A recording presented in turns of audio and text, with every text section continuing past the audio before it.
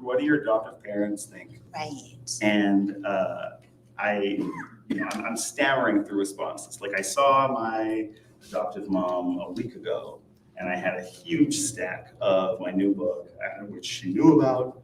And I thought, well, she's going to ask for a book, or this is the moment I'm supposed to be like, Mom, here's my book. And instead I chickened out, and I did not give her the book. And she didn't ask about the book, and then the book came out, and I've been on all the newses. And I have to imagine she's seen me. The Vancouver Sun is delivered to her front door, and I was on the front page. You got to figure she saw. But I haven't heard from her since. And What's your book called? My book is called Invisible Boy. Oh yeah, I have a microphone too. My book's called Invisible. Oh my God, my book is called Invisible Boy: A Memoir of Self-Discovery. It is about my transracial adoption. But yeah, I guess like I'm stammering through these responses because I don't know whether or not people are, or I don't know whether or not my parents are ever going to speak to me again. And so I guess I always want to know, like other adoptees who have written their story, like did you come to terms with upsetting your parents? Did you? Well, I've been coming to terms with upsetting them since childhood. Yeah. So a memoir is just a cherry on top of a sundae of not disappointment, but of chaos, I guess. But I often answer that question. Thank you so much for having me on the panel, and thank you to the festival. Thank you to the library. This is wonderful. I often turn the question back on the questionnaire and say, well, no one ever asks me how my Korean family feels about this. And like part of the reason that I think so many adopted people want to or feel the urge to write stories or counter narratives is because these the story of adoption is often told through the perspective of or by centering mostly white adoptive parents. And so I take it as an opportunity to draw attention to that, that my white Canadian parents feature very smallly, that's not a word, very little in this book, and say, well, no one's asked me how the actual subjects of this memoir feel about it. And that's my Korean family. So that's what I usually do. And then it guilts them into like backing off a bit. I didn't realize that I could just volley the question back to them. That's a good idea. Like, well, how do you feel about it, etc. Should we, let's formally begin our event. Greg, do you want to come up here and here, have this microphone? Okay. I'm holding the microphone and looking this way because there's some people online that are seeing the event. So thank you so much. I don't want to block you, Wayde. Okay, so everyone who's here in the room as well, welcome. Thank you for coming to, welcome to, transracial adoption. Is it any good? The question mark. Harrison has a history of being a reporter, and so you're familiar with Betteridge's law of headlines? No? Yes. If it's a question, don't click. If it's a question, the answer is no.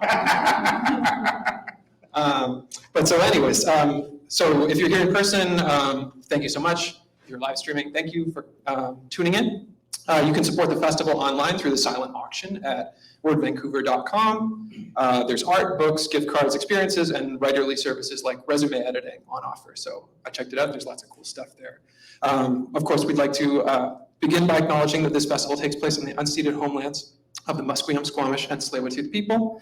And then I have to thank many sponsors of Word Vancouver, generous donors and sponsors such as the SFU and the Writers Studio for this wonderful space and the continued generous support of Word Vancouver, the Canada Arts Council, the Canada Book Fund, the Canada Heritage Fund, Canada Periodical Fund, the BC Arts Council, BC Gaming, Creative BC, the City of Vancouver, DBVIA, the Joseph Wask Family Foundation, the Harbour Foundation, the BC and Yukon Book Prizes, the Asian Canadian Writers Workshop, Quill, Payson Associates, the Crime Writers Association, the Federation of BC Writers, the Surrey Library, the Vancouver Public Library, the League of Canadian Poets, the Writers Union of Canada, the Vines Festival, and many more. For a full list of festival partners, please visit the website.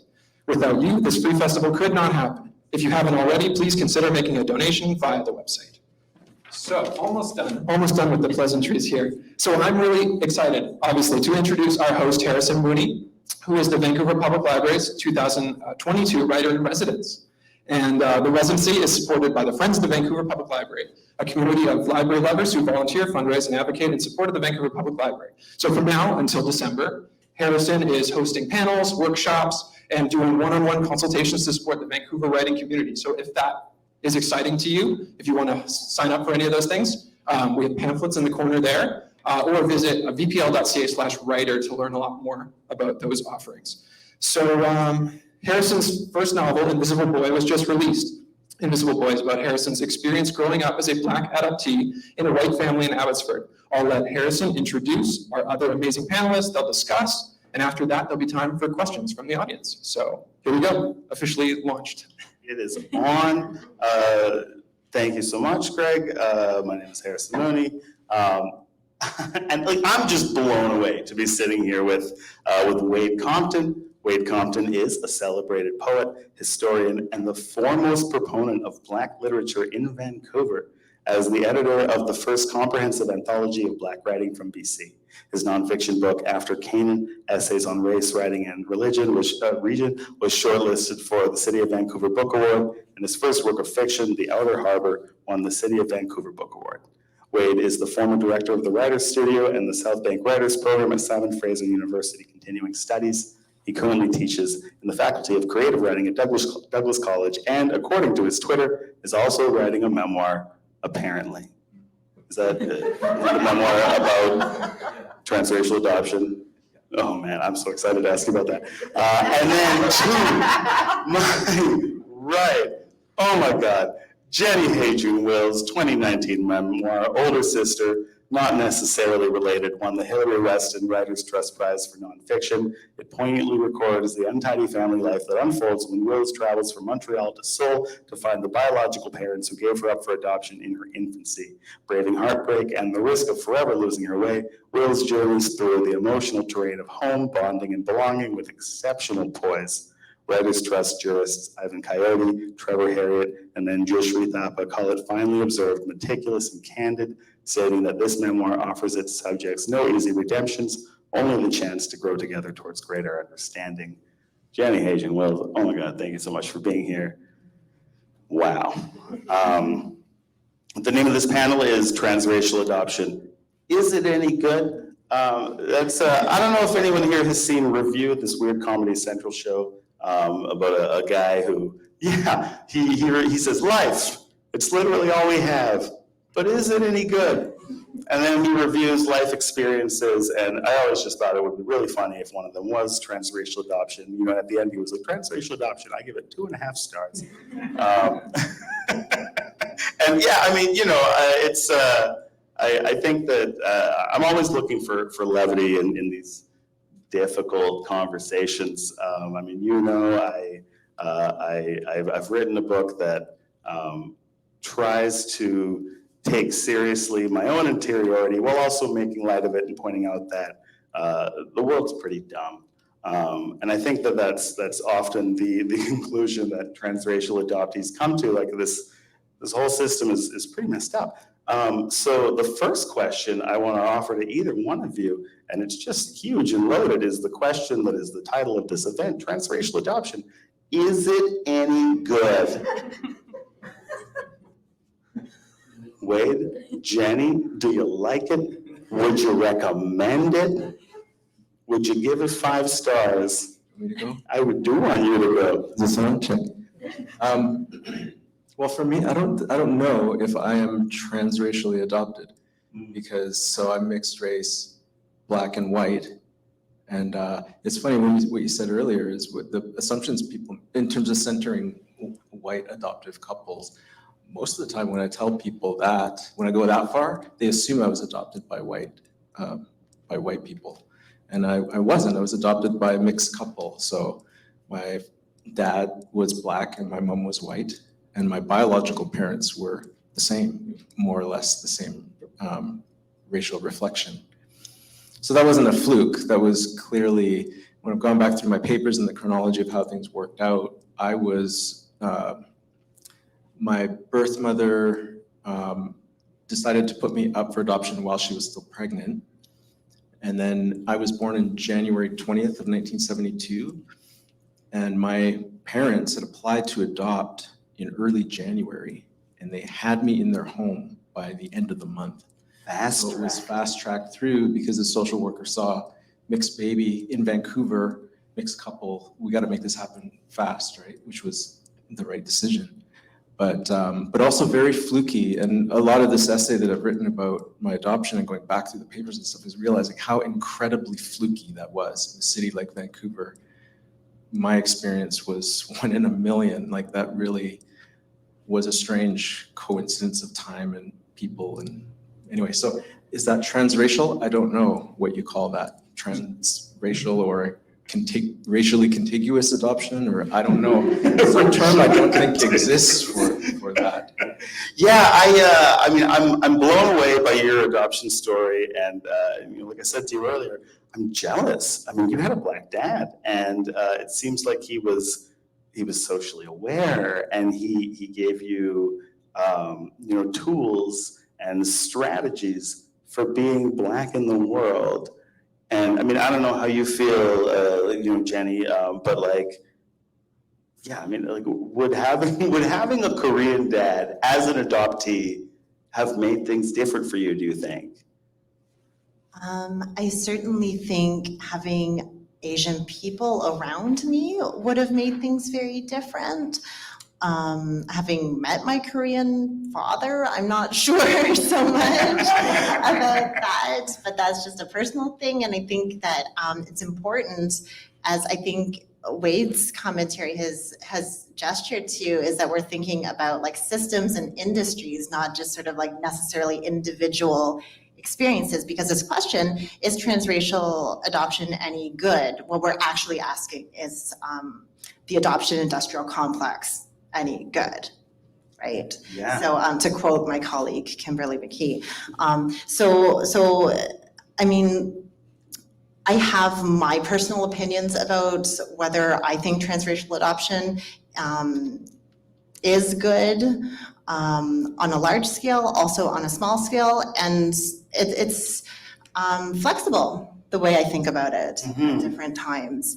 And that's because there are personal examples that I've seen that makes it harder to make those sort of like hard statements necessarily. But in the spirit of what you folks have all come to see, no. Yeah. I like a strong response. That's wonderful. Yeah, I think about, when I was looking into my own adoption, I found a bunch of news articles from the 80s where, people were talking about the shortage of healthy white babies and how, as a result, a lot of white families who didn't necessarily want a racialized baby were kind of settling for that. And that's how I got adopted. And I realized looking into some of the literature that, in Canada by the 70s, social workers were already arguing that you can't just throw a baby into any old family. You should be considering the racial makeup of that family. And in my private adoption, that was fully rejected. It was just, no, we're not going to do that. We don't see color. It's racist to even think about it. And so as a result, I was raised by, a white family that just had no context for being Black in the world. But I really am blown away by your experience of being fast-tracked into a family that had a similar racial makeup to, I guess, what you would have experienced at home. And the reason I want to talk about that is, I know that people are going to ask me, can we make transracial adoption better? Or will adoption be improved if, say, we just consider the racial environment of the child? And I feel like as you start to write about this, I have to imagine that question comes up for you as well. Like, do you think that that your experience as an adoptee is better? Like, do you think it's a better way to do this? If this practice continues, which I imagine it will, would you say that that's something that should be considered? Yeah. Yeah, I mean, first, I'm not really like a policy expert or anything like that, but so to have in all seriousness, I have a very subjective point of view, as we all do, I think. But doing the research, it was pretty intriguing. Like doing the research from the 60s and 70s, I was adopted in 1972.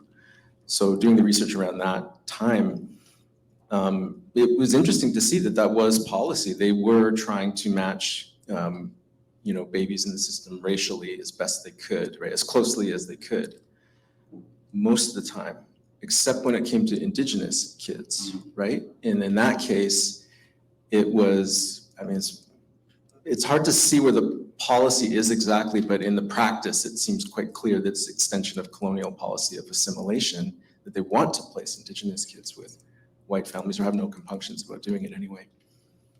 But then other things emerge too that are interesting, like just that, I mean, speaking of it as an industry or as policy, that, unwed white mothers of that era were pushed to surrender children, right? So, but the reverse was not true for women of color who were not Indigenous. They were not pushed to surrender children. There was an idea that, well, they could just have kids out of wedlock and that's fine. Like, we don't really have a policy push to get them to surrender. So there's an institutional racism there in the system.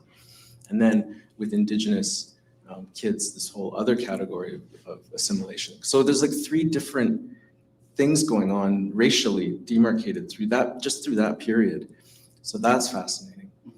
But coming up to today, I mean, it's something I don't have a lot of experience with because I'm from 50 years old. I'm from the era of lock-closed adoptions. They were not just closed adoptions, they were meant to be eternally closed, right? So I would never have access to any of this information or ever meet my birth parents ever. And that leads to certain things like lies in my adoption papers. Like they fudge things, I think, because they're thinking, well, he's never gonna find out kind of thing. So that's interesting. But I mean, to me, the idea of open adoption seems like a far more humane thing. Like that's a much better concept, and maybe especially so for racialized kids, to have some kind of contact throughout or possibility of contact even. And then I know there's some programs, I know just specifically in the Black community, but I'm sure in other communities too.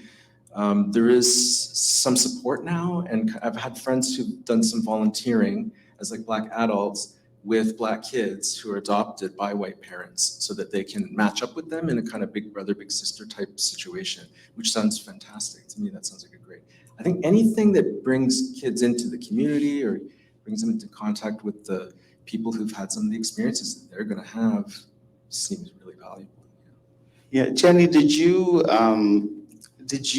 experience, growing up in Korea and your family's white, and like, were there any attempts by your adoptive family to try to plug you into, their vision of Koreanness? I don't think my parents wanted to think about race, and what I think, one of the things that I think distinguishes all of our experiences, or my experience here, is that I was transnationally adopted as well. And so when we talk about plenary adoption, closed adoption, open adoption, I think that sometimes people go towards overseas because they think that there's a guarantee that it's a closed adoption as well.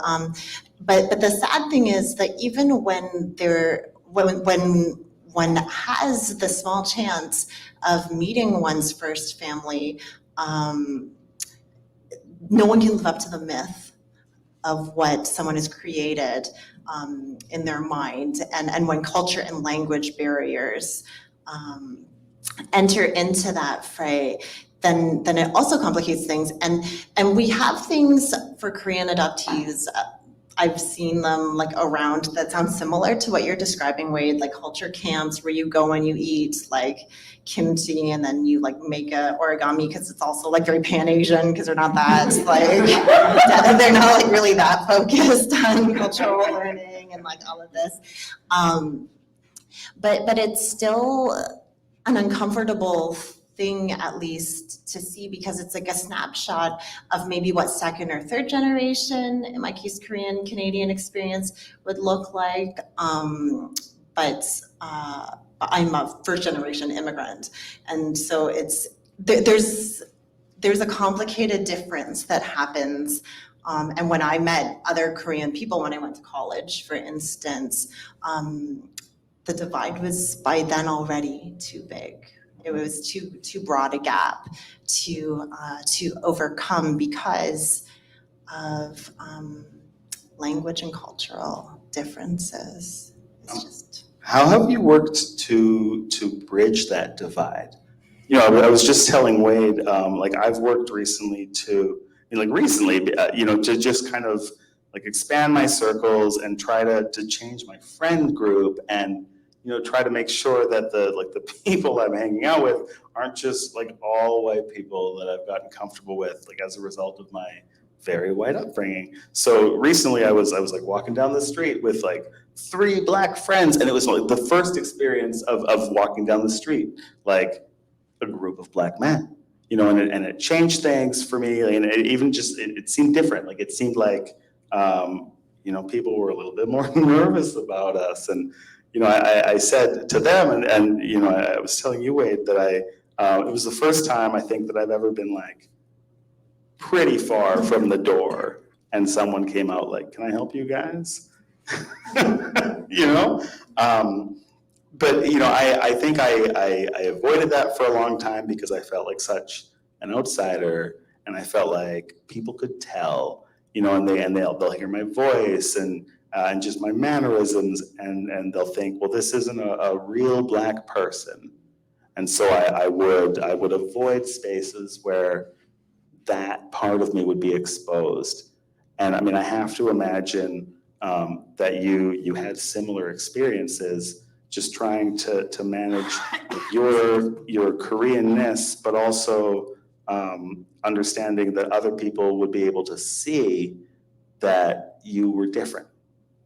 Mm-hmm, mm-hmm. How did you manage that? I think this is one of the reasons that I was so drawn to literature in my 20s at the moment when I was trying to figure those things out, because when you're a transracial adoptee, you're that very visibly in public when you're a youth and you're with your family or whatever.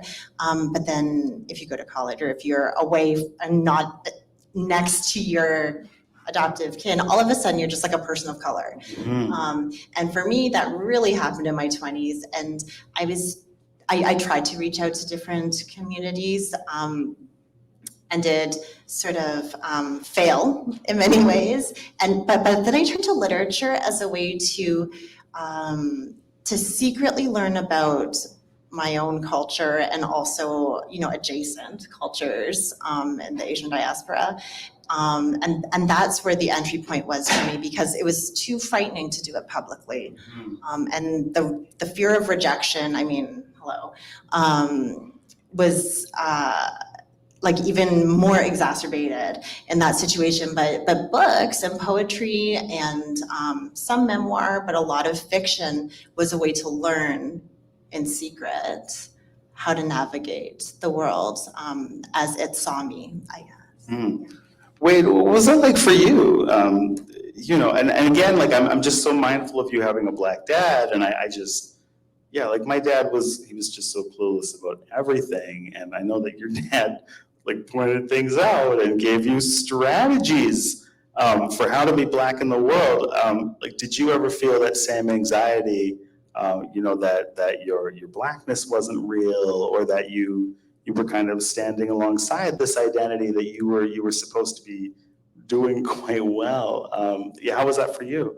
Yeah, I did, but I don't think it had anything to do with adoption. I think it was the typical thing of being mixed race, very light skinned black person and being from Vancouver. But that stuff, anybody from Vancouver who's mixed and whatever would have that same experience. So it didn't have to do with being adopted. So because my home was culturally reflective of who I was. So that wasn't a thing. It was more about Vancouver being mixed. Mhm. Wait, I wanted to ask you just about kind of your journey talking about adoption, because I know Jenny's an old pro at this. You got all your canned answers, you know. I feel like that could be rephrased. In a way that flatters and honors you, yes, I'm sure it could, but it's too late now. Yeah, I'm kind of new to the space, and I'm still getting used to the questions people ask, and working on my own canned answers. But yeah, I mean, you're really new to this space. I mean, you've got an essay that you recently wrote. It's still kind of in a draft phase, as I understand it. I mean, can you talk a little bit about that? Yeah, no, I've been writing and publishing since the 90s, but I've never written about my adoption before. I've written about it. I've never published anything about it. And, just to be frank, my dad died in 2012, my mom died in 2019, and that's the only reason why I'm going to publish something about. Can I ask, like, when you say my dad, my mom, which dad, who are we talking about My here? mom and dad. Yeah, okay, and that's another thing I want to ask you guys, like, you're older, you're more successful, but I just feel like you've had more time to work with the language of this. While I was writing my book, I thought, okay, well, and there's my mom, and that was my adoptive mom, and then I was like, I don't know if I want to call her my mom. Like, maybe I'll call her my mother. And then I started spending more time with my birth mother, and I thought, okay, well, now she's my mother. And then for a while, when I was talking to friends, I'd say my mom or my mother, and they'd be like, who are you talking about? And it always feels weird for me to add the qualifiers, adoptive mother, birth mother. Like my kids are really great about. When I talk about my mom, I mean, they kind of know which mom I'm talking about, and they also understand that I have two moms, and it's like not confusing for them. But it took a while for me to kind of change the idea in my mind of, when I think of my mom, like, who do I picture? Do I picture this white lady? Do I picture this black woman? Like, I wasn't sure. I've made that transition now, where when I think of my mom, I mean, I think of Trinika, who is, my birth mom, my real mom, my true mom. But all of this language just feels so weird. Like, it feels, I just kind of had to make a choice for clarity. And sometimes when I'm talking to people, they'll be like, oh, I'm sorry, which mom do you mean? I'm working towards a question here. I think it's just like, how did you manage the language of it? Birth parents, adoptive parents, my mom, my dad. How did you decide who gets those honorifics? And why? I mean, for me, it just feels completely absurd to qualify my mom and dad as adoptive. It seems like a weird violence almost, actually. Mm. Those are the people who parented me. Those are my mom and dad for my life, right? Up until my 20s. And then I met my birth mother. I've never met my birth father. So to call him my real dad is bizarre. It seems utterly bizarre. I actually find a bit from an interview with Jackie Kay. Jackie Kay is a Black Scottish poet. I think she's the poet laureate of Scotland, actually, although they call it something different. The Maker. The Maker. Yeah. But basically, the laureate of Scotland.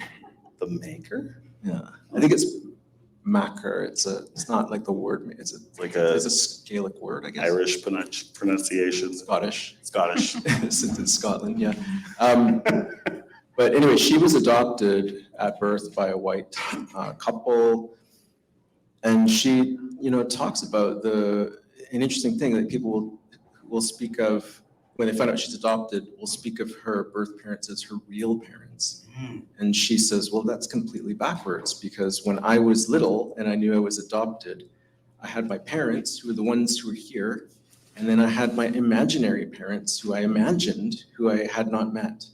And so it's this weird reversal to suddenly flip that and say the ones that were imaginary for me are real.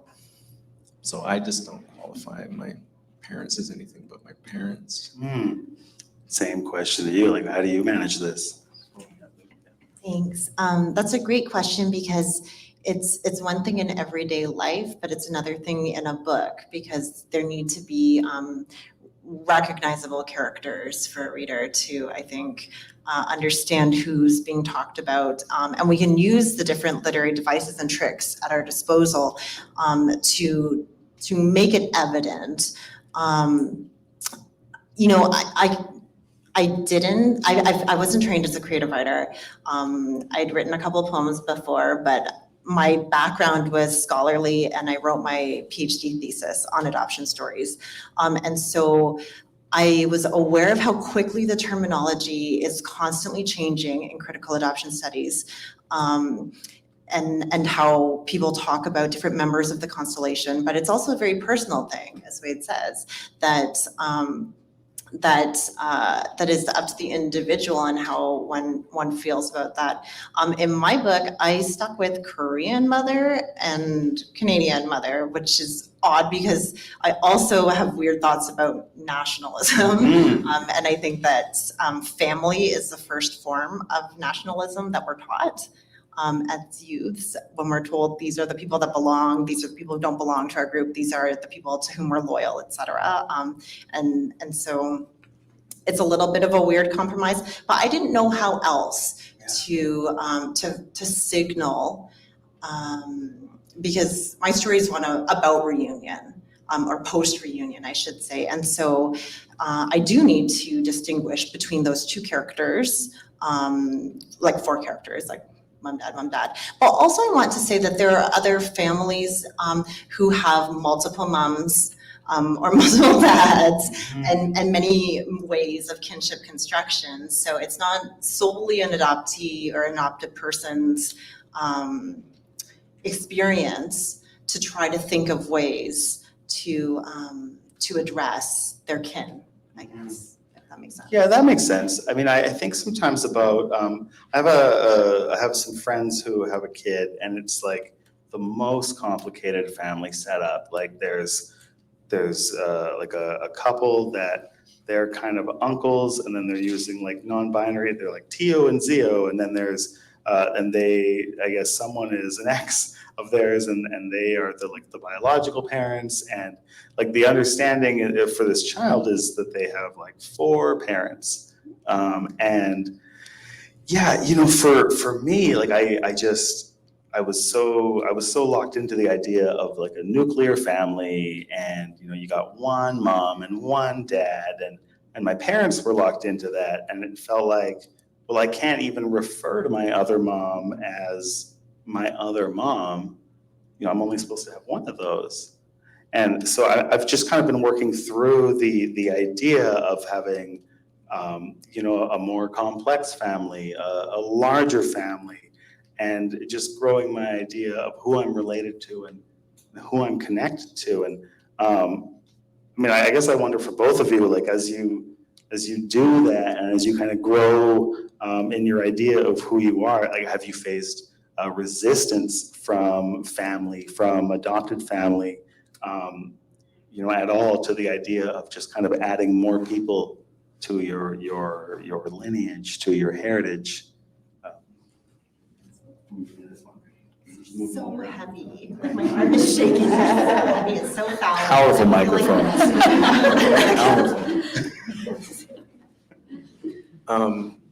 Well, like I said, I wouldn't have written it while my mom was still alive. I think it just, my dad was sort of okay with me looking for birth relatives. He seemed to be fine with it, which is kind of typical of him. He was much more easygoing.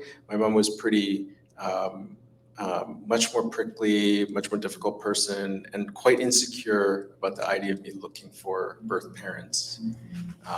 And so it was, we never resolved it. It was something I did it anyway. I went and looked for it and found my birth mother and my sister. I have a half sister. And did that feel like a betrayal? I'm asking because I need to go to therapy, but no. you know, I really felt like connecting with my birth parents was a full-blown betrayal of my adoptive family. Yeah, 100%. I mean, it felt very, it did and didn't. There was half of me that just felt like this should be obvious to my mom why I would want to look for biological ancestry, right? Or why I'd want to know, who these people were. So that's just, everybody understands that, I think, right? But it wasn't about understanding it or not. It just hurt her. She was very insecure about it. She was very scared of the idea of being replaced or nudged aside or whatever. I know all of the reasons for it. Despite me reassuring her, it never really penetrated. So we just stopped talking about it. I just wouldn't talk about it. And weirdly, though, it almost made me disappointed principal. She was very open to my sister and very kind to her and invited her over and that kind of thing, but had a wall between the idea of my birth mother being in my life was just something she could not handle. And so the reason I wouldn't have published anything about this until now, after she's gone, is just I wouldn't want to hurt her. It would hurt her very much, I think, to read this. Even just to know that I was, even though I don't think there's anything bad in it about her, I think it just would upset her greatly and hurt our relationship. So that's the reason why. How about you, Jenny? Was it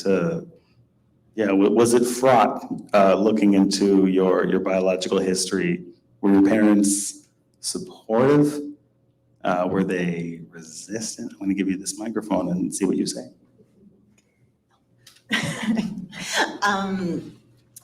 They were, my parents were a little bit resistant, but I'm quite persistent and very bratty.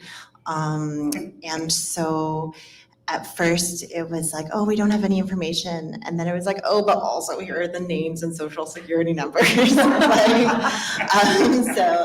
I was living away and I had moved out at quite a young age, in fact, to go to school. And I was living in the US at the time. So it was, I was close to 30 when I started my birth search for my first family. And it happened very quickly, locating them, like too quickly for me, in fact. And my parents were worried about me, reasonably so, right? But they became less resistant as I became more consistently and firmly Korean in myself. It became difficult for them to say, well, we're not interested in Korea or Korean people, because I started to say, well, that's the most important part of my identity at this stage of my life. And so I think they were afraid that they would lose me altogether, that would be the loss. My parents met. My first family and my adoptive family have met.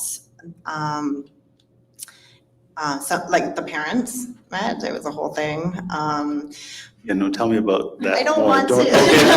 Moving on. It was a little bit uncomfortable, and similarly, I think to Wayde, your situation, my mom was, I think, a little bit more sensitive to the situation. My dad, I don't want to say he wasn't sensitive, that's not fair, but he didn't express it the same way that my mom did. And I was kind of frustrated by the situation. So I wanted to be there when they met, but they just like snuck around when I was like distracted by something and introduced themselves. So I didn't even bear witness to my parents, like all four of my parents meeting one another. Oh, I'd be so mad about that. It was a little bit, I was sad because like those are some of the most important people in my life.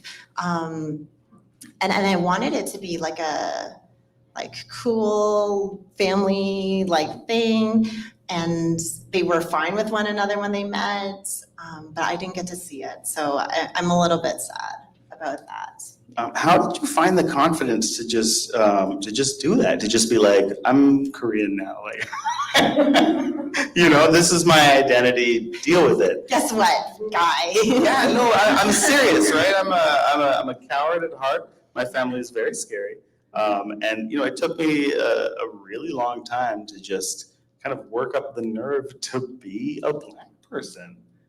So I think that. Yeah, I'm blown away when I hear that you just I'm gonna be this person and you have to deal with it. Like, how the hell did you get that kind of self-actualization? What'd you do? That's way too much credit, first of all. But again, like I always want to bring it back to like the books or like the cultural texts that were so important. And, you know, I met Wayson Choi, whom I know. Who is that? He is, he was a Chinese Canadian author, a fellow queer person, but also an adoptee. And he was intraracially adopted in Canada and wrote a memoir about that in 2004, right? So, so I met him and he was like, no, you should write about this and you should have the confidence. And I was couched in my studies and, you know, that gave me the confidence, I guess. I felt like there was, you know, an army of Asian people around me, even if they were characters in storybooks or other authors that I vaguely knew. I just, yeah, it gave me some sort of confidence. But I was always like, I was very bratty. I was always resisting them as a child, like for one reason or another. So I don't think it surprised them. Yeah. And I was just like, by the way, now I'm Korean. So, surprise. Wayde, when you, I mean, you've just kind of just now started writing and talking about, you know, your adoption. I believe this is your first event where, you know, that's what the topic is. Why now? And actually, beyond that, why? Why do you want to talk about your adoption? Well, I think, well, I sort of said why now, but also just, you know, I write essays all the time, so I'm always sort of writing essays, and this was one I've tried to write a few different ways, and I've been a fan of Jackie Kay, who I mentioned in particular, a fan of her poetry, and then she did a memoir, you know, maybe 10 years ago, I guess now, about her adoption. And I mean, that got me thinking of ways to write about it. And some of the interviews with her, I do that thing where, you know, when I read a book by somebody, then I'll go and find every interview I can with them and sort of, and just, she's so smart in talking about adoption and just, and Black identity and mixed identity and national identity and all of those, how all those things converge. She was so smart about it that I felt like these are bits of theory that are helpful ways of thinking about it. And it just got it churning in my head, right? And so I think I was just thinking about, and I was very, very much fixated on how to start. I mentioned that to you before. The hardest part was figuring out where to start, because that's just true in conversation, because I'll find all my life, I would start talking to someone about my origin or whatever, and I explain my, you know, my parents and their family is my family, because it is. Then every once in a while something will sort of has to be clarified that I'm not blood related to them though. And then the person I'm talking to will be like, wait, what are we talking about then? Like, I thought you were, who's your, and then I'll have to start again and say, well, I was adopted. And then like, you're adopted by white people. It's like, no, I wasn't. And explain the whole thing. Like the Black dad I'm talking about is the dad that adopted me. They get very confused. And so where to start my story is just complicated. It's always been very complicated just telling my life story to anyone. This is the beginning of your essay, which again, I know is in draft phase. It's so good. You should just like, I don't know, like just drop it from helicopters or something and make sure. Do you think that could you read just the beginning part there? Yeah, and that'll show you what I mean about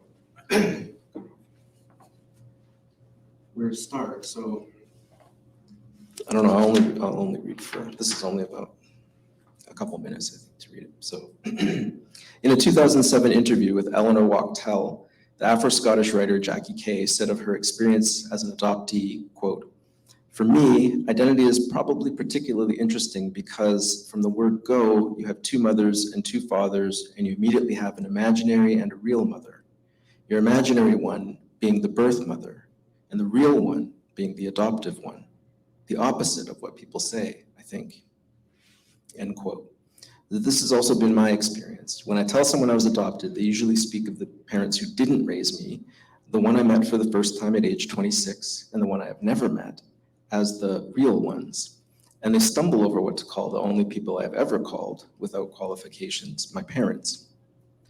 But what Kay's observation also opens up for me is the way that adoption, and in particular the narrating of one's adoption, presents a fundamental problem of chronology. When does one's story begin?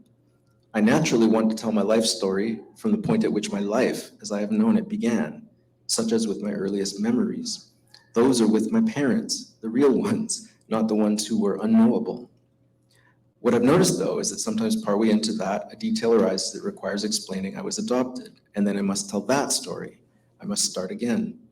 And what's more curious is that the listener is sometimes slightly affronted that they didn't get the real story first. Their confusion confuses me. I begin where I began. The story that you may want to call real came much later to me, emerging from the murk of speculation. So I tell my story to you in the order in which it came to me.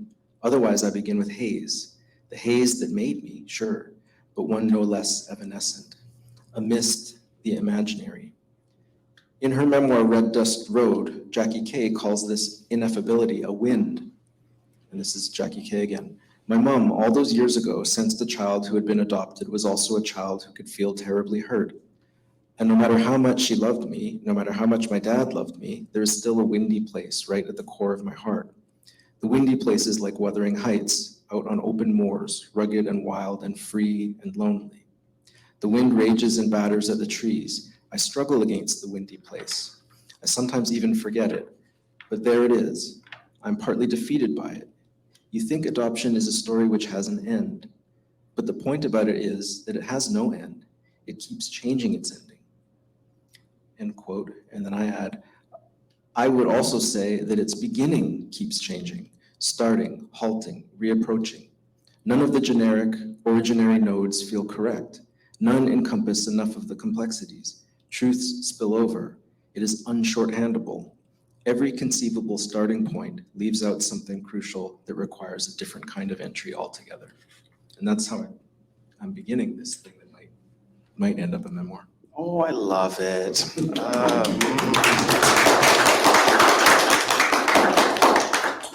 Yeah, it was exciting reading that because I dealt with that issue in Invisible Boy as well. There's a line in the book where I just kind of accounting for my birth mother's, her experiences and the way that maybe, the trauma of that or the, like some part of that transferred to me, and I say, life begins half begun. It's really hard to know where you start. And I think that when you look into your own adoption and you start to rewrite your narrative, and I mean, for me, my life story it's kind of a counter narrative.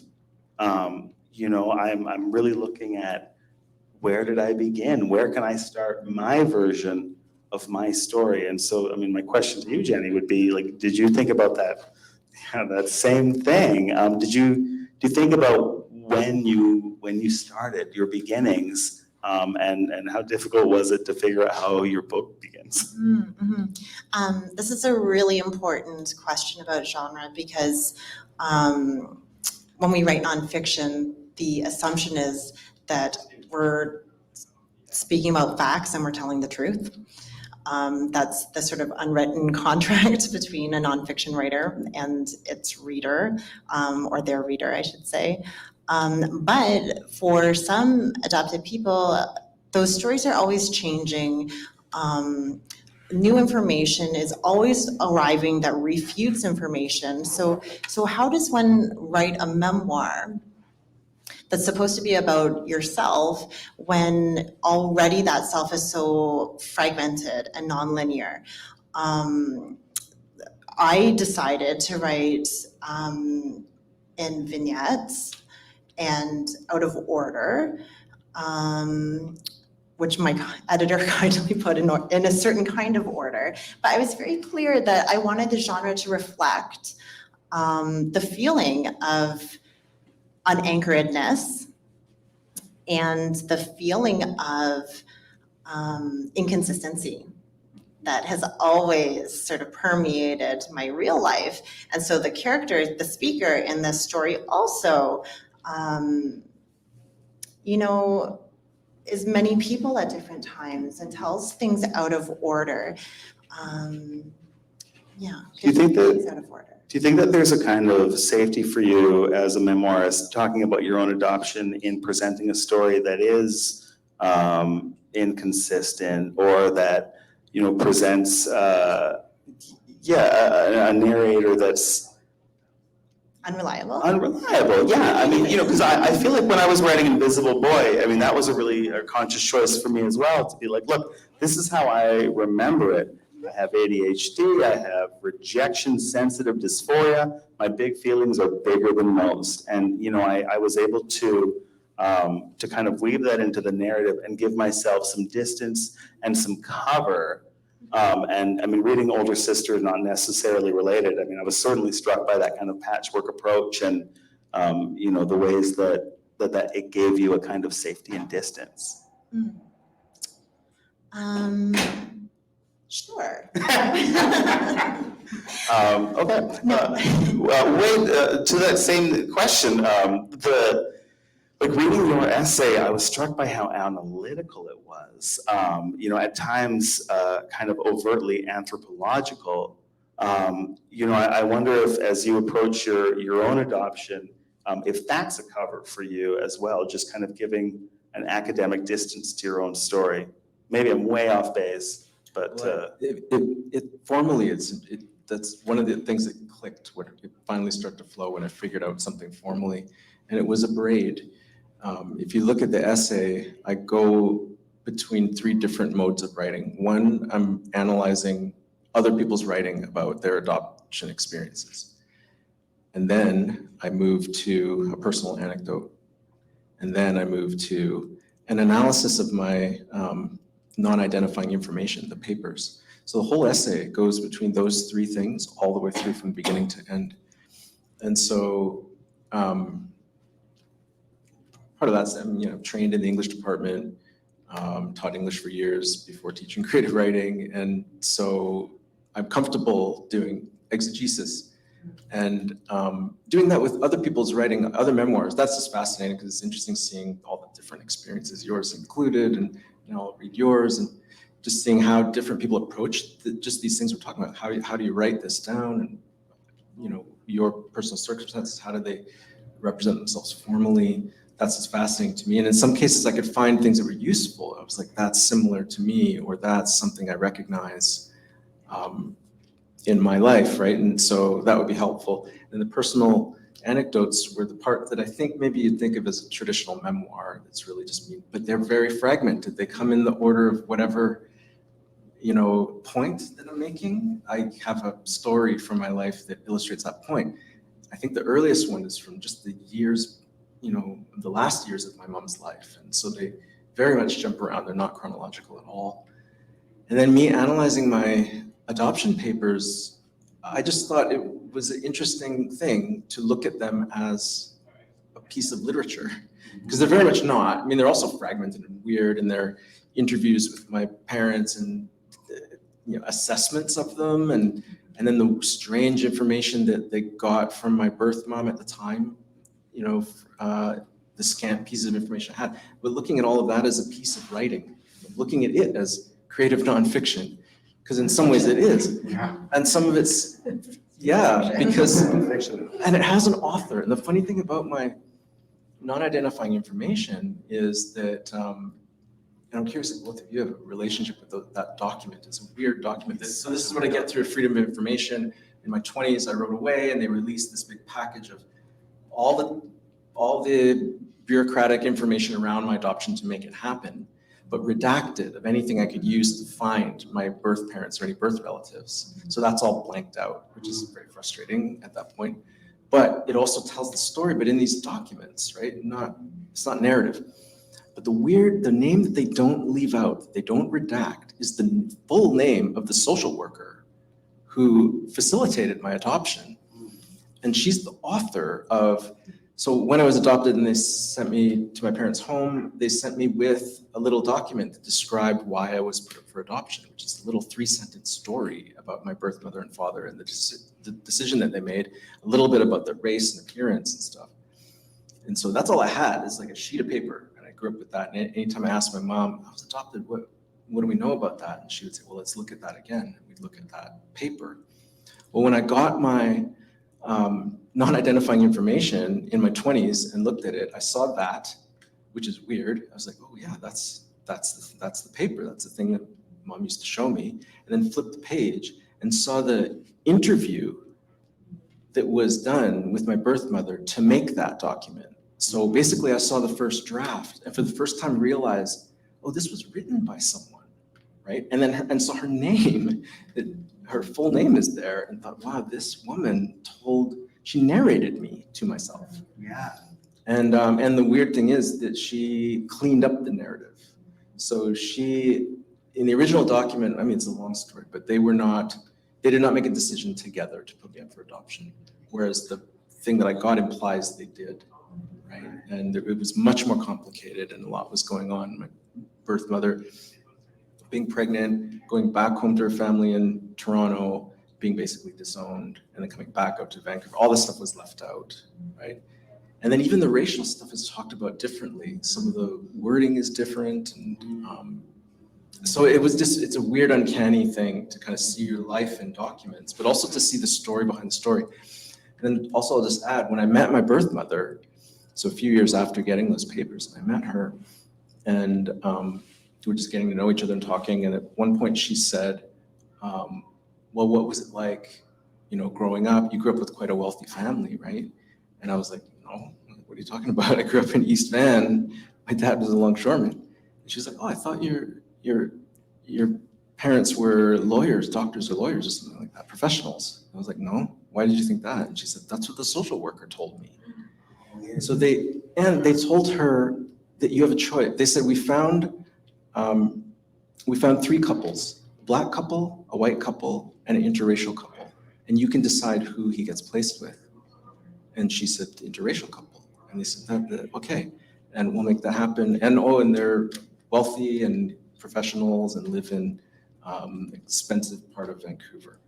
And so she said, great, she's 19 years old. This is the story they told her in 1972 that she had in the back of her mind for years, which is made up. There's no way they would do this Goldilocks scenario of you getting to choose, you know what I mean? Yeah, they chose the family that was just right. So this was like the closed adoption era so they're not malicious lies. They were little like, let's send both parties away with the best, cleanest version of the story. Yeah. I grew up with the nice one where they made this rational decision for adoption together. She was sent away with this idea that she'd chosen the best path for me and she had that power, neither of which was quite the truth, right? Mm-hmm. So it's weird how that's a construction, right? And so to analyze that as a piece of writing is what I do, and treat it as like because I saw it suddenly as drafts, right? Drafts and final copies of the narrative of me, right? Yeah, like it's about you, right? And it feels like that's totally something I would do. Just kind of, look at the language of it and the construction of it, and focus on that instead of the fact that this is a false narrative about you that you have to contend with for the rest of your life. And I think about my when I got my own adoption papers and looked at my birth history, my birth father, his whole thing was written just he's just a cool guy, right? He's just a guy, he's local, he's nice, he's German, everyone's cool. And then, my birth mother, it was written my birth mother is a Negroid of African ancestry. It was just I know that the language had evolved at that point. So anybody using Negroid and Afrikaan is just so far, removed from whatever progress we're making here. And it's a weird document for me to look at because it just feels so inhuman at times. It's this is my mom. You're talking about her like she's a gazelle or something. It's weird. That was the title that I took as the quote from my papers, which is when they finally say I'm adopted. her recommendation says, I'm pleased to recommend Mr. and Mrs. Compton as adopting parents for a mixed Negroid male child. That's That was weird. the final point of the assessment, right? Did you get your papers? Did you look at them? Were they also just quite weird? Thank you. I snuck my papers. I went to my agency. I guess I've always been like bad. Oh, yeah. I'm having a revelation. You're just like a naturally I'm rebellious. actually a bad person. 100%. We weren't supposed to see our papers. I went to the agency and then I took them. Just like stole them like in a cool movie? Like when the social worker was looking in a different direction. Amazing. Joke's on me, they were in Korean. What was that like to get them like, oh, and now this makes me feel weird as a Korean I'm adoptee. reminded I don't know my language. Great, thanks again. Hoisted by my own petard. Sucks for you, it sucks. But no, there was some information in English and there was some translated information. And what was interesting, because it volunteers at the adoptee guest house I was staying at who could speak English, is that they were noticing the inconsistencies between the languages. Mm. And it was the same thing. It was like, not exactly the same situation, but like insistent on changing the narrative to voluntary surrendering. My mother did not volunteer, did not agree to this. And so it was very interesting. It was also interesting reading the sort of analysis of my Canadian family, particularly the reference letters and It's just like character references? Mhm. Just like so-and-so is real nice. Yeah. Weird. But mostly, and earlier you mentioned the sort of unavailability of healthy white babies, which is like an ableist notion also, that's It is. very clear, in addition to being racist. Coming across the part where I saw my parents' preference for percentage of racial this and that. Oh, wow. And What were their preferences? I Did they have won't like, say I imply it percentages? in the book, yeah, but okay. it was like incredibly disappointing, Yeah. I'll just say. And that's just something that, yeah, we've been sort of not talking about since I saw it. Yeah. So, yeah. Yeah. Okay, like just the straightest question. What is it like to slowly realize that your adoptive parents are racist to you?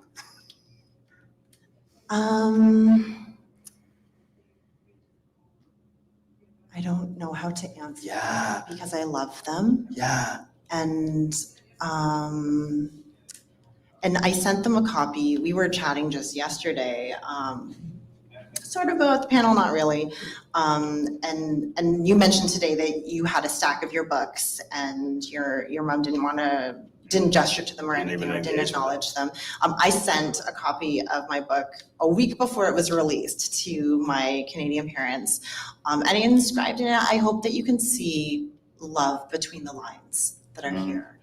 Because even difficult things, or one of my colleagues does research on difficult knowledge, it doesn't mean that it's devoid of empathy and love, and asking difficult questions and seeing unattractive parts of each other doesn't erase care, but it complicates it, I think. So I'm not sure.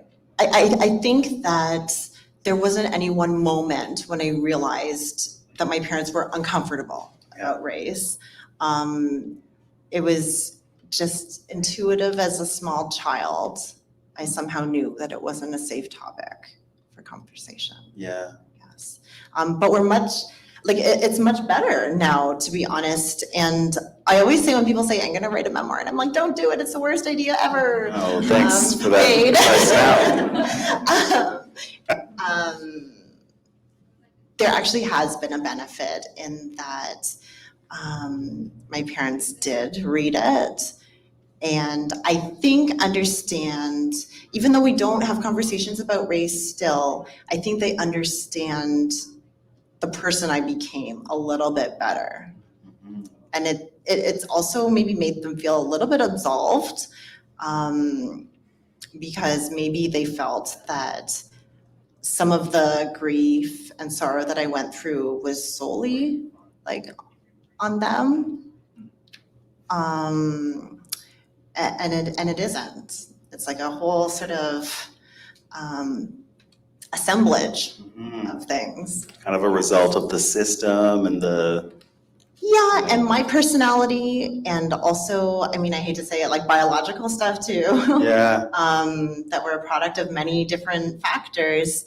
I think that it's improved my relationship with my Wow. parents, actually. I'm very jealous. I don't think my Maybe, parents I mean, I didn't think it would be that way either. Yeah. I'm not like, and I was very frightened, and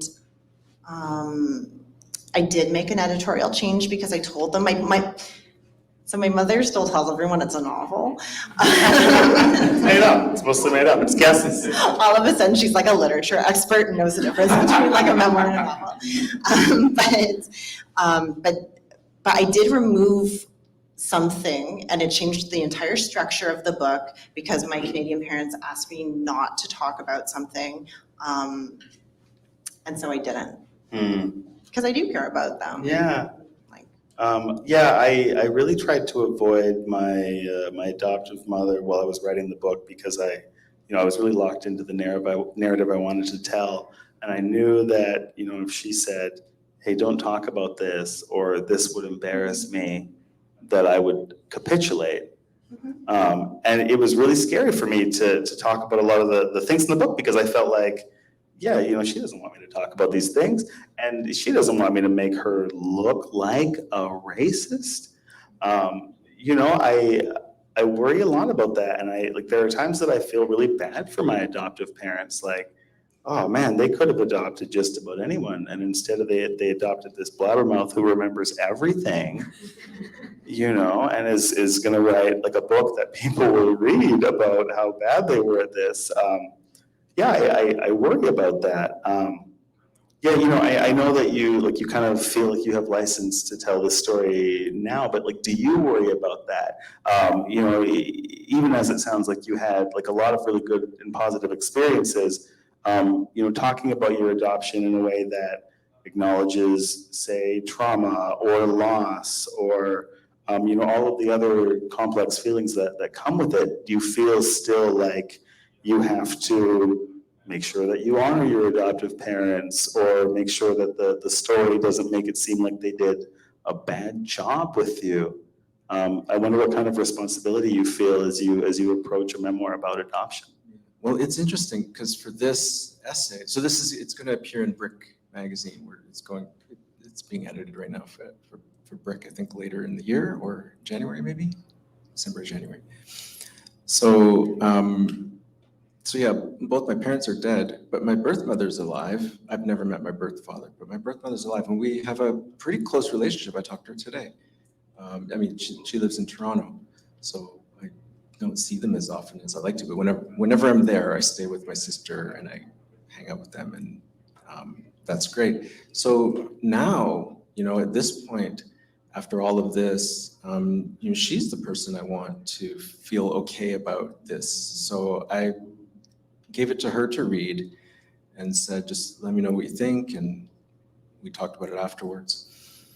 And she was great. So she's basically, I think on principle, she kind of said, it's your story, and you write whatever you want. Before she'd seen it, she said, that's your story, write whatever you want. And I said, well, read it. Read it and then see. But she was fine with it. And then it just sort of was fact checking. I wanted to just make sure I had some facts right about things because I realized there was things that I was writing about that I remembered from 25 years ago when I met her that we hadn't really talked about since, like some of the basics of what happened. She told me something, little details like my birth father drove a VW Bug, which I remembered, but then I thought, wow, I haven't talked to you about that in 25 years. Am I remembering that right? And she's like, yes, you got that right.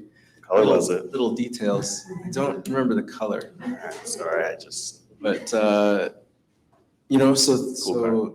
so that's actually interesting in and of itself, that I've formulated enough of a relationship with her over these years that it's important to me that she doesn't feel hurt too.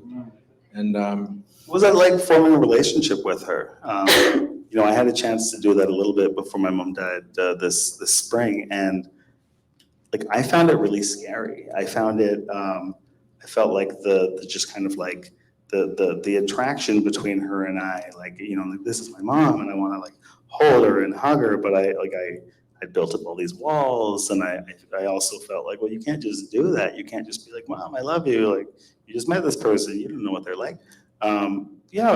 So like I'm just wondering if you felt any internal resistance to developing that relationship, or just any unease about incorporating this kind of lost person into your life.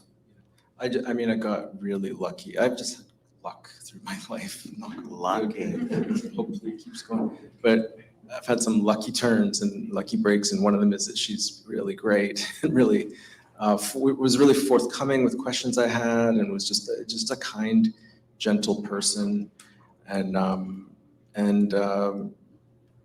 So no, it's been easy that way. The weird part of it was just, I think for both of us, we both, in the early days when we were just getting to know each other, like I didn't know, the first conversation I had with her, I didn't know if that would be the only conversation I would ever have. Yeah. So I thought she could just be, this is too much, and pull out at any minute.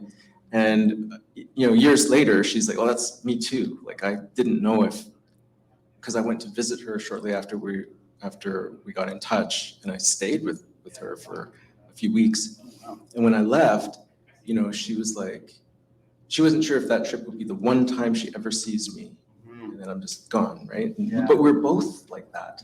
Yeah. So that was more what it was. Not really a resistance, but I think both of a kind of like, maybe I get this one bit of you and that's it. It just felt like, and then we gradually realized, no, we both want to keep be in each other's You lives. say gradually, did you feel any pressure to just kind of affirm her, like to just let her know, like, hey, like I'm not just here for a drive-by. I'm not just here to meet you and satisfy my curiosity. I want to build something. Well, I think it was just I'm getting asking to the know. same question, so Yeah. get ready for that. It's like getting to know anyone. Like over time, you need to know a little more, and you need to build experiences together. And I think your book is such a great depiction of that, right? With any relationship with your sister, and I have a sister too, and it's that sibling relationship is so important too, as part of this. Yeah. I really want to reflect upon what you say about the risking, or the feeling of riskiness, and the desire for attachment and the fear of rejection, or like the one time, because, and I think this is what your question was also getting at, Harrison, is like, how do you act around these people? If it is the one time, like, do you just like ask a million questions, or is that going to come off as like creepy and too forward? Yeah. It's really difficult to navigate how those relationships are going to unfold, and in my case, my mom at the time that I met her was with someone who didn't approve of me, and so she had to like secretly meet up with me in different like clandestine ways. But then when I met my father, which he kind of came at me, like he found out through the agency that I was in Korea, and I said I didn't want to meet him, but he like insisted. Because like one thing, sorry, remind me to come back to this, but that this is a book about gender and sexuality, and adoption just happens to be the frame for it. I'm going to say that. But my father sort of came at me, and then my parents broke up with their respective spouses and got back together while I was there, all within a week. And so it's so Korean, right? I suppose. Yeah, like it's so dramatic. Like, nothing's done halfway. So I encouraged that relationship though, because I felt that was my way of like solidifying and holding on, but I was wrong about that. And it's hard because those sibling relationships are so meaningful because it's like a lateral relationship. It's complicated also because when I was meeting one of my brothers, I felt uncomfortable, and with my dad also, because like typically when I want to lure a man towards me, I would deploy certain tactics, and I found myself doing that with like my biological kin.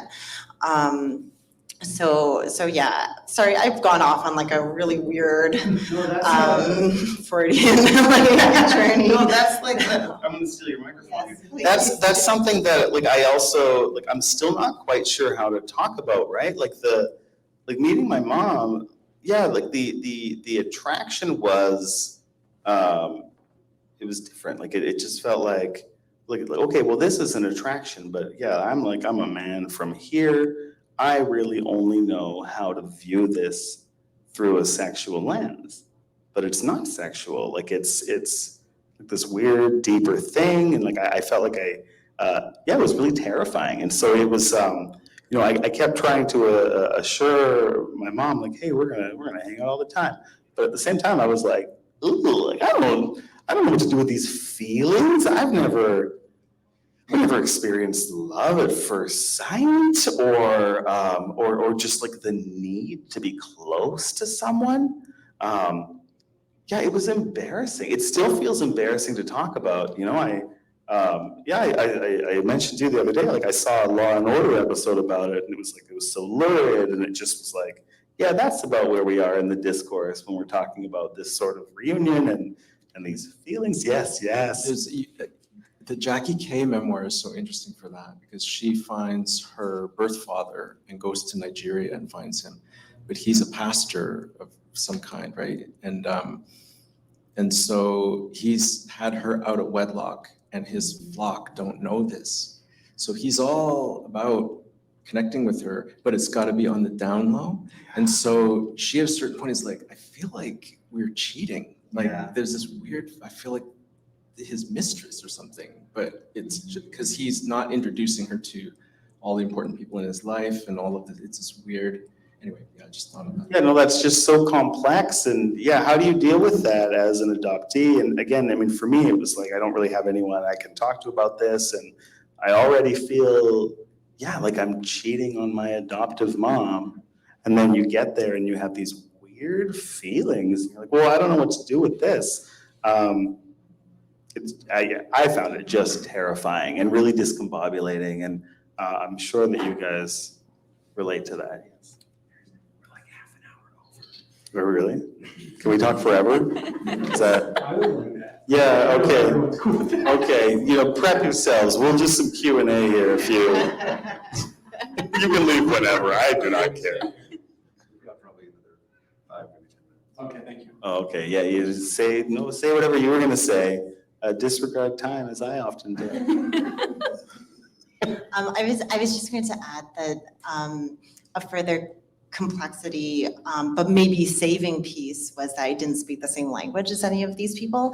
And so trying to express, I love you, I need you, I want you, it's okay, without words, and not being too creepy that you scare people away. Like it becomes like very tricky, that dance.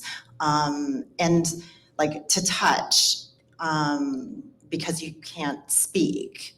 What does that mean? And in Korea, like people go to the naked spa together a lot, and I didn't want to. So she felt like really rejected by that. Like it's just, there are a lot of things that that made building that relationship more difficult, I think, than it had to be beyond the going through these Freudian stages when we're adults. Mm-hmm.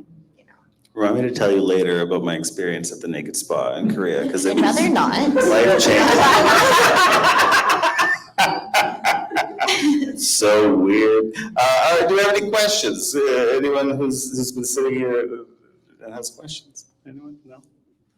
Yes. I'm just wondering, we're talking about the complexities of this, some of the criticism of these kinds of adoptions. And I'm wondering, society at large, that's sort of defined by whiteness and these kinds of things, how much is society listening to your stories, to this sort of, not the parents coming in and saving this child, but the complexity and the difficulties?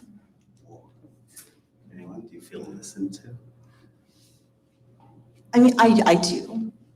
I think for the most part, I think I've been shepherded in a very supportive way by my literary team towards events and interviews where people will listen to me. Because the other piece I think that you're hinting at here, or in this fabulous question, is that for people of color, but especially for Black and Indigenous people, but for people of color, and then for queer people and for women, there's a higher threshold for being believed. And so I think that I've been fortunate enough to be put in situations where I haven't been doubted as much. But, yeah.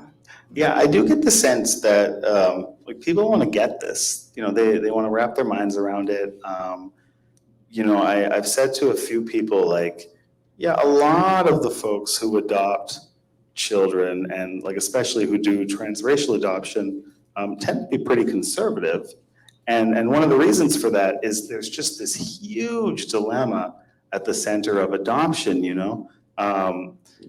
this question of, am I taking a baby?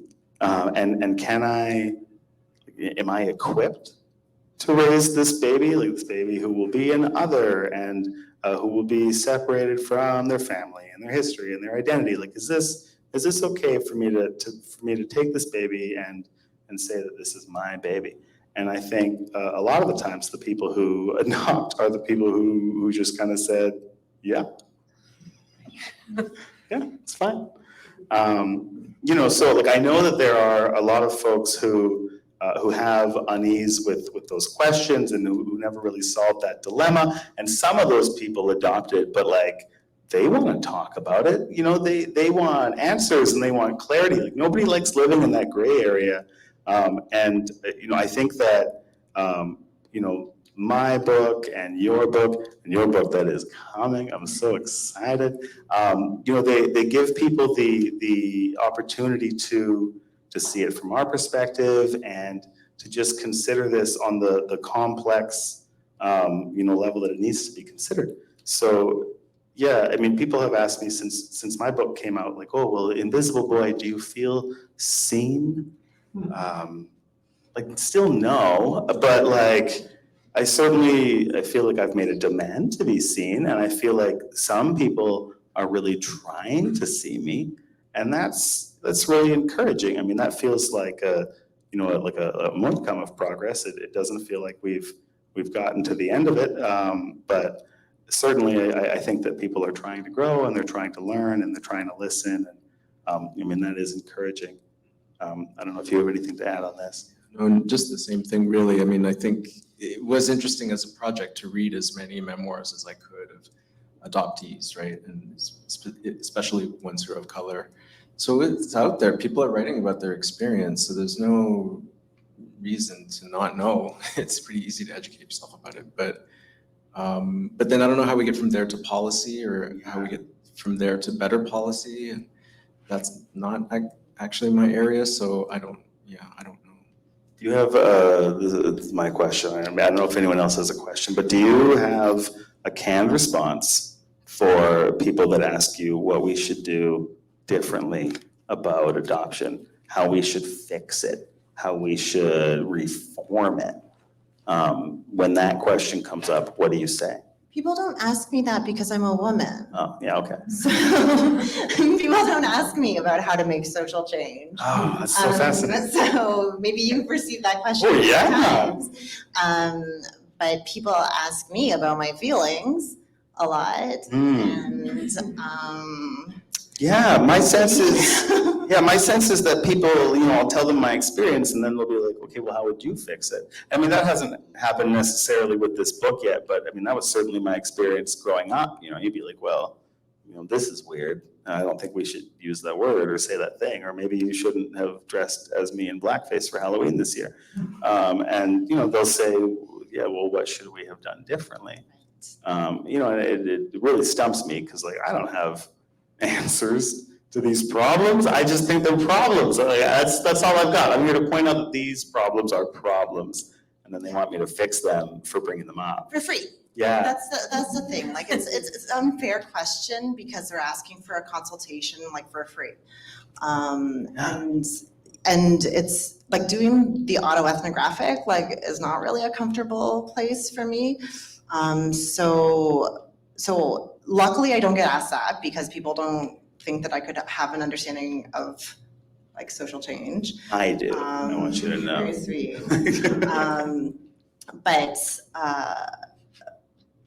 But yeah, I don't feel it's my place to say. If anybody asks you how to fix adoption, what are you going to say? Oh, it's so complicated. I don't know. I mean,